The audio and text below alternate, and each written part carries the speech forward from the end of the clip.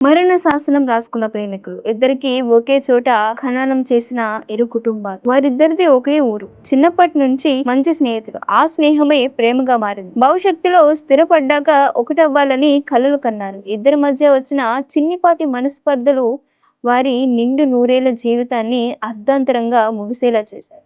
రోజుల వ్యవధిలో ప్రేమికులైన యోగేంద్ర కుమార్ వర్మ, హేమశ్రీలు ఆదివారం రాత్రి సూసైడ్ చేసుకున్న విషయం తెలిసిందే.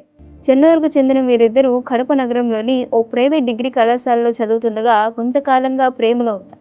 ఇద్దరి సామాజిక వర్గాలు వేరైనా కష్టపడి చదివి జీవితంలో స్థిరపడ్డాక పెళ్లి చేసుకుని తమ ప్రేమను గెలిపించుకోవాలని వారిని చూసి విధికి కన్ను కుట్టిందేమో. ఇద్దరి మధ్య చిన్నపాటి మనస్పర్ధలు రావడంతో యోగేంద్ర మనస్తాపానికి గురై ఫ్యాన్కు ఊరేసుకుని ఆత్మహత్య చేసుకోవడంతో హేమశ్రీ బలవన్మరణానికి పాల్పడి తను చాలించింది. దీంతో ఇరు కుటుంబాలు గుండెలు విరిసేలా విలపిస్తున్నాయి.